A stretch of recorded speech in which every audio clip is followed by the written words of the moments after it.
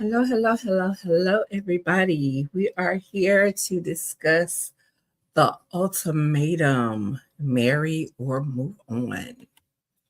We're going to see how this season goes. This is season 4, episode 1.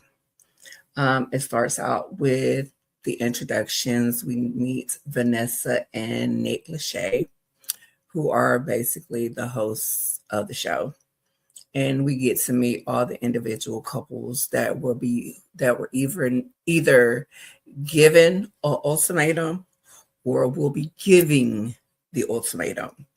First, we start with Jessica, Grace, and Idris.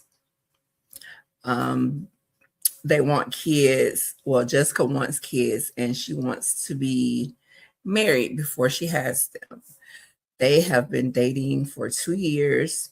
She is real eager to be married. She said she wanted to be married like yesterday.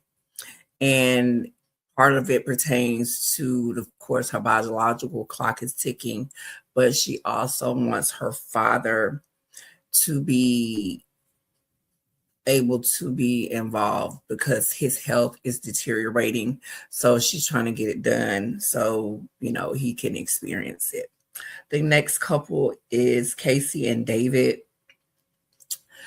Casey stated she has received 3 promise rings and they have been dating for 5 years. And she basically told him after the last promise ring that she was running out of places to put all these rings. So he needed to either propose or basically don't give her another promise ring. He was stating that he was promising to love her forever. He was promising to take care of her, provide for her, to care for her. Now, if you're going to give a promise ring to promise to do all of these things, just marry her. Just marry her. If you're promising to be there anyway, why not just marry her and be through with it? The next couple we have is Monica and Luke. They have been dating for 4.5 years. And she says she has certain steps that she wants to do before she marries, and they entail her career and having her finances in order. She says she's very high maintenance, and evidently he's known her since they were like 14 or something like that. And he said they reconnected during COVID, and he told her she gets prettier and prettier every time he sees her. And she had friend zoned him for a minute, and then they actually got together. And it said marriage to her, marriage means more than just being in love. They have to have other factors, but they've been together 4.5 years. Oh, maybe just because I understand when you're dating somebody, most people are dating with the intention on getting married. You're not just dating somebody just to be dating, to stay at that same, level forever. You want to lead somewhere. The next couple that we have is Haley and Blake. They have been dating for 1.5 years. He feels he's ready to be married now and wants to start a family. They want 5 or 6 kids, so they want like a huge family. She says he's practical and she's a little spicy, but she feels her emotional needs are not being met. Then we have Ashley and Killian. They've been dating for 4 years.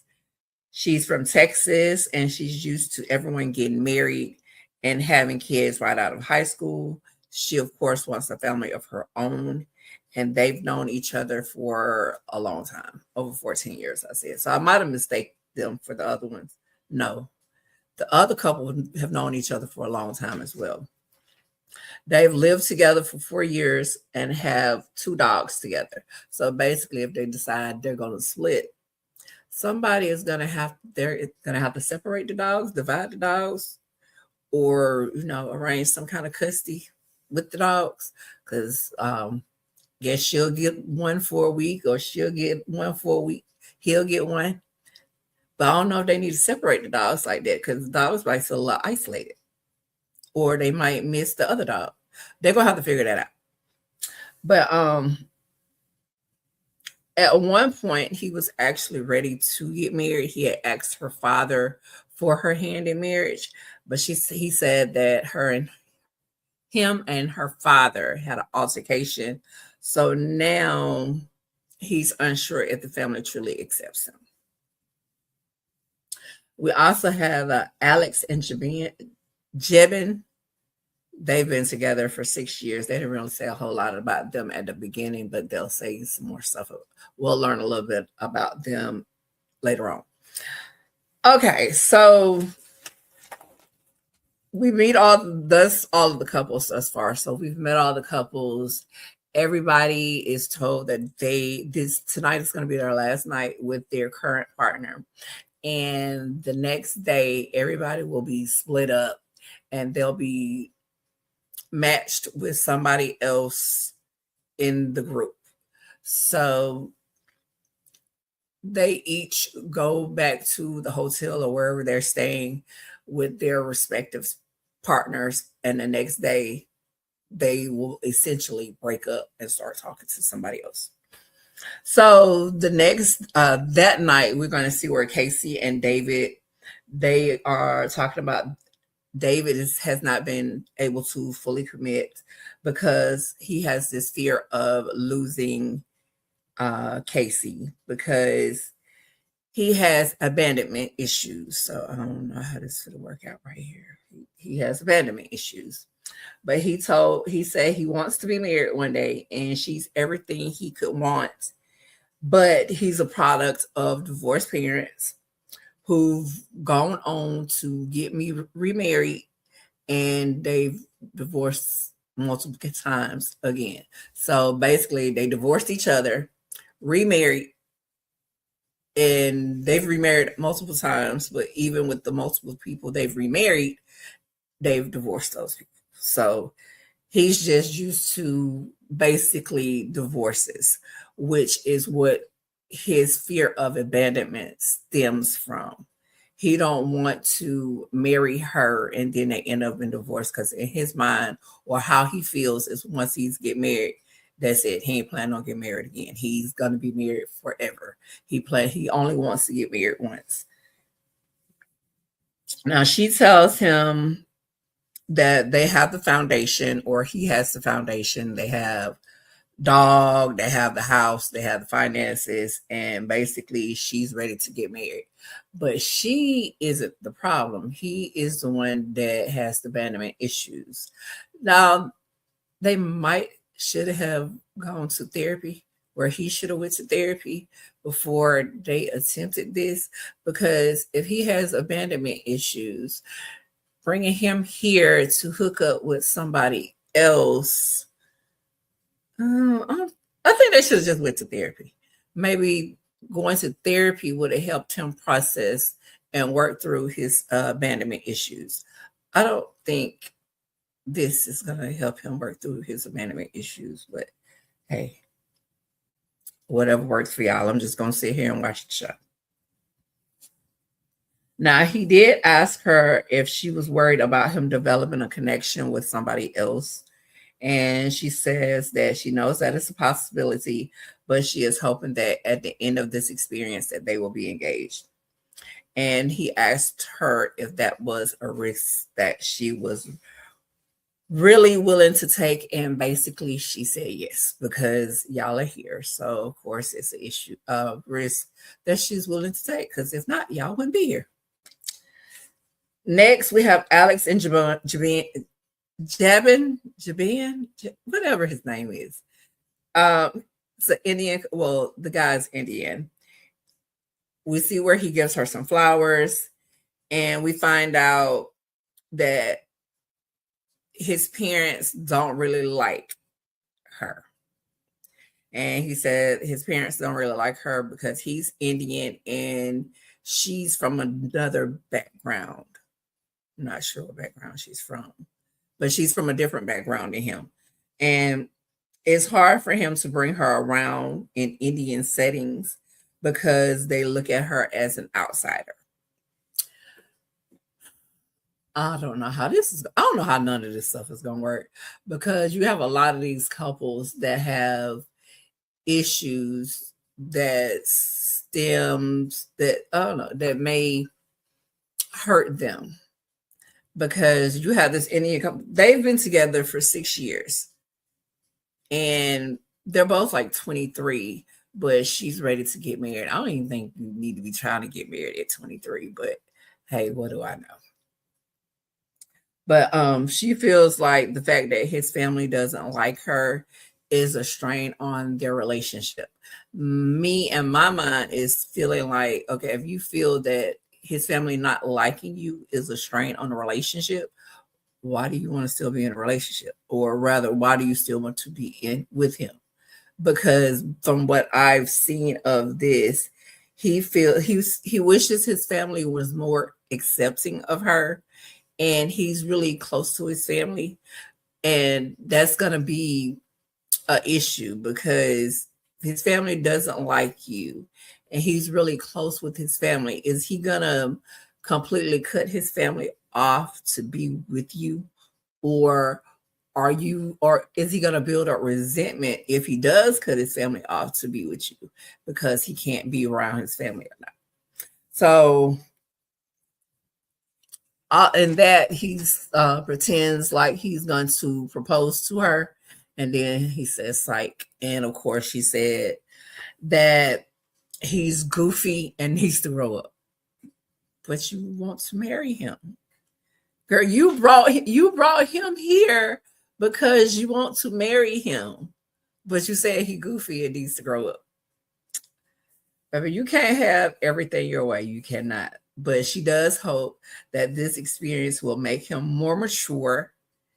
And she says her parents are asking when they will get engaged or when they'll get married. But of course, he's not trying to get married without his parents being involved. He says he wants to be sure that they're a strong couple to give a child what it deserves.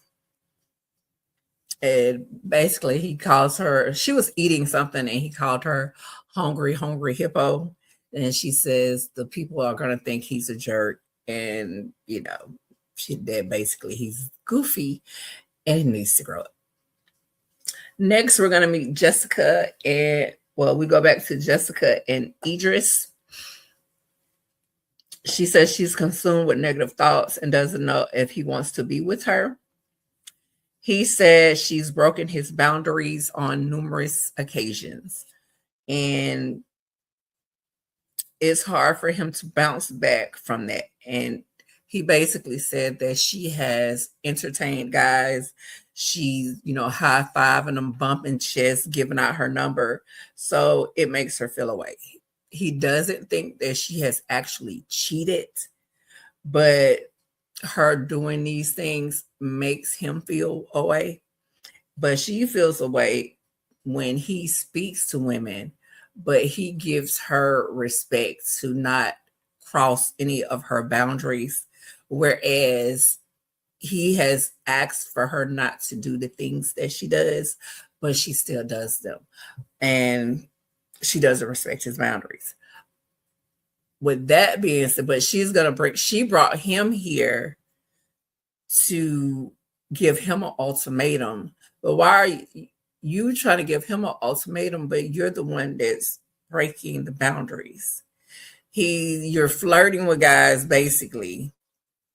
You bumping chests. Why are you bumping chests with a dude? You giving out your number. He's basically saying he has asked you not to do these things, and you've continued to do so. So that means you don't respect him. And being that you don't respect him, why you want him to, why you want to marry him? If you got to do all this, what? I'm confused. I am. But she said it's scary to her that he can doubt how much she loves him. I don't see why it's scary to you, because he gave you boundaries, told you not to cross the boundaries. You've crossed the boundaries numerous times, and you wonder why he don't think you love him. He asks you not to give your number out. You've given your number out. He's basically asked you not to flirt with the guys. You're still flirting with the guys. He asks you not to bump chests. You're still bumping chests. And you've done this. He said not 1, 2, 3, 4, 5, probably 6, 7 times. I don't know. But I know he said at least 6. So you've crossed the boundaries at least 6 times.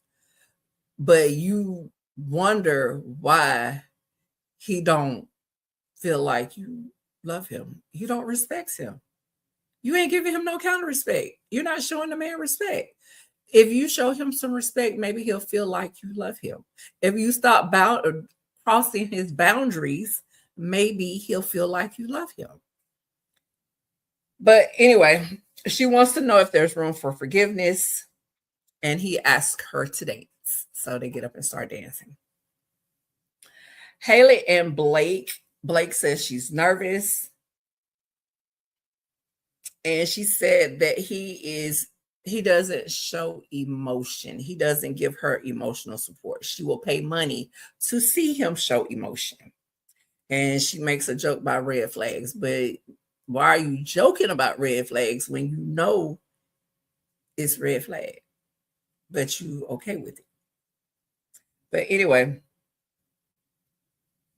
he's saying, he has boxes that he needs to check. So I guess it's a methodical thing. They need to check all the boxes for him to progress to the next step.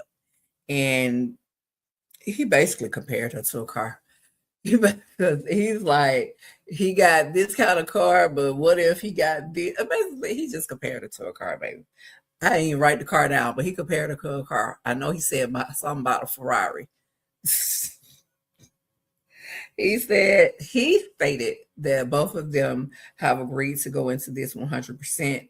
She said that she can't control what he does, but she does not consider this a hall pass to just, do what you want, so to speak.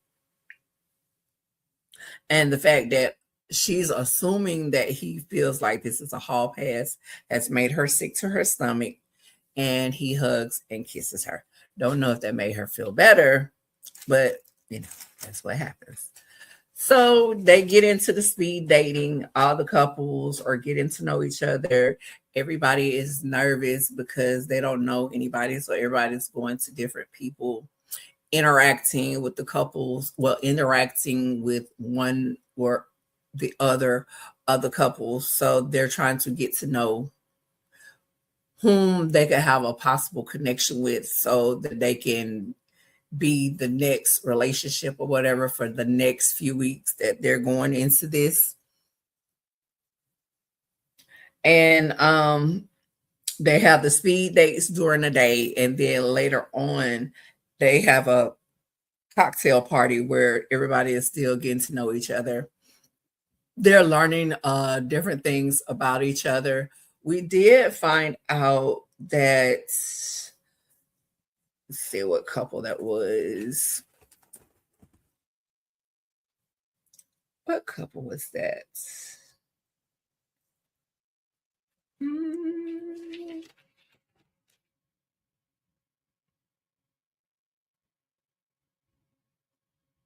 Okay. Ashley and Killian. We did find out with them that he had asked her to, he had with her father, asked her father for her hand in marriage. He gave it to him. And then he took it back because he is from Florida and they moved to Texas, I think, or wherever her father is, because she wanted to go work for her father's company. Once she got out there and was working with him for a while, she decided she no longer wanted to work there and wanted to go back to Florida. The father evidently assumed that it was Killian that made his daughter decide she wanted to go back to Florida, which he did not. But that's what caused altercation between the two of them, and where he took back his approval for them to get married. So now he's in a situation where he don't feel like her father will truly accept him. So that's what their issue is. I don't know how that's gonna play out. Maybe these folks, but at the end of the day, when you marry somebody, you are basically marrying into the family. So everybody is supposed to become one big happy family. Not necessarily a happy family, but one big family where you have to coexist. You don't want to go into families where you don't like each other, or the parents or whatever don't like you. So I do see with some of these couples where they, especially with like the little Indian guy, with his family not liking his girlfriend, that's going to be an issue. With Ashley's father not liking Kelly. If I miss these folks' names on me, I don't have to forgive me. I just met these people today and I'm still learning. That's going to be an issue too, depending on how close she is with her family. Most people want to be able to, go to stuff with their family, with their spouses together, whereas you don't want to alienate people from their families, because you're going to need a support system, especially when you go to having kids, and you may need help, you may not, but you don't want to try to alienate people from their families. We want to have big, wholesome, families as much as possible.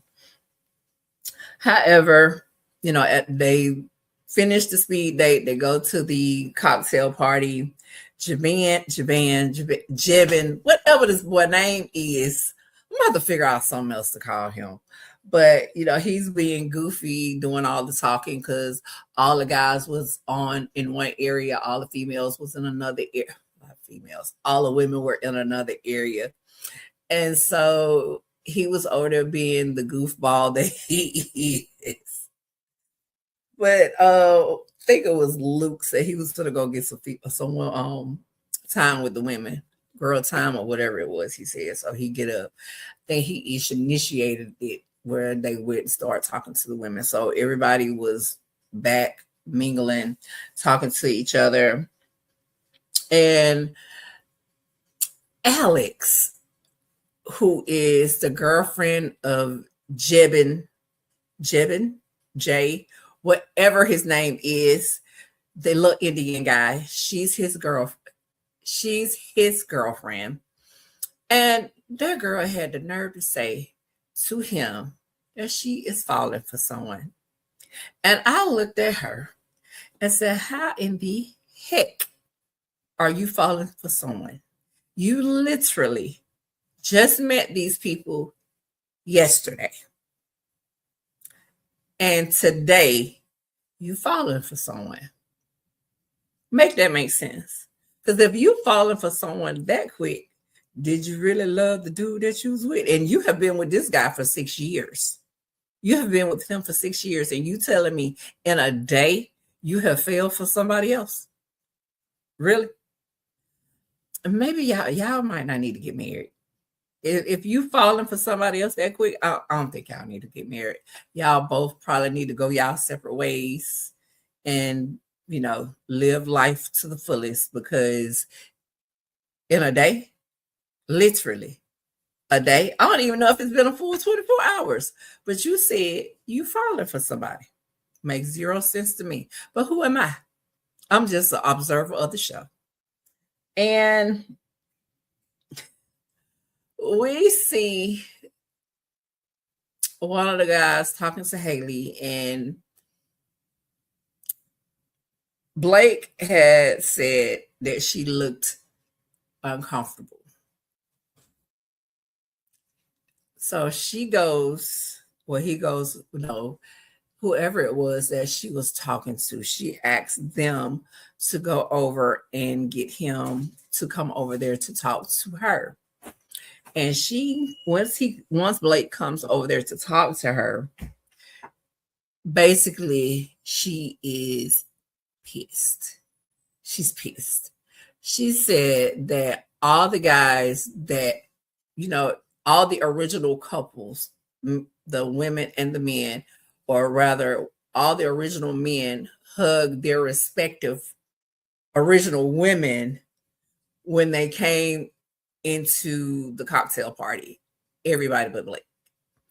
Now, we have already ascertained that Blake does not give her the emotional support that she needs. And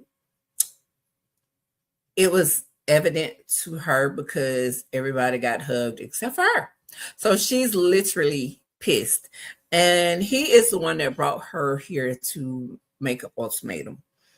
And she feels like he doesn't care. And she says she expresses to him all the time that he doesn't give her the emotional support that she needs.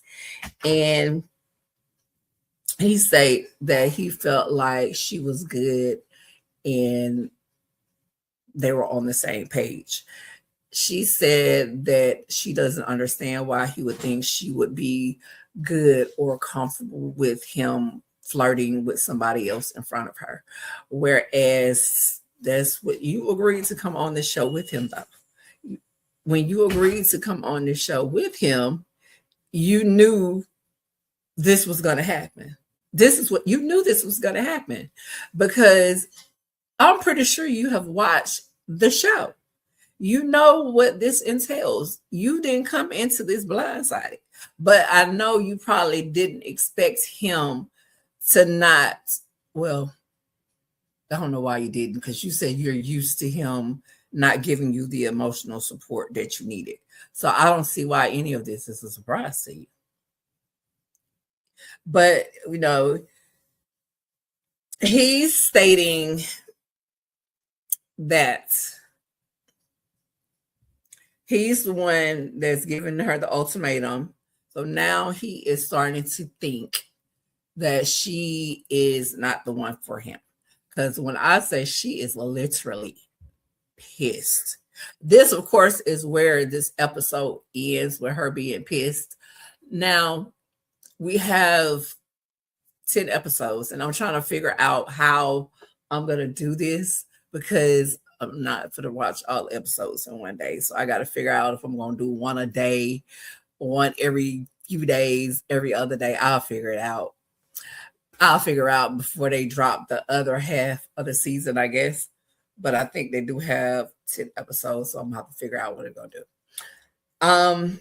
I don't know how this season is going to play out. I don't know how Haley is going to deal with this situation. I don't even know if she's going to last through this situation. But I do know right now, Haley is pissed. Alex is already falling for somebody. So this is going to be a hell of a season, I guess. I've never seen Married at First Sight before, but we're going to go on this ride together. So whoever watching this with me, if you have seen this before, I guess we are all going to go on a ride, baby. So with that being said, please like, comment, and subscribe to the channel. And let's go on this ride together. We're going to see how it goes. I'll talk to you guys soon. Bye.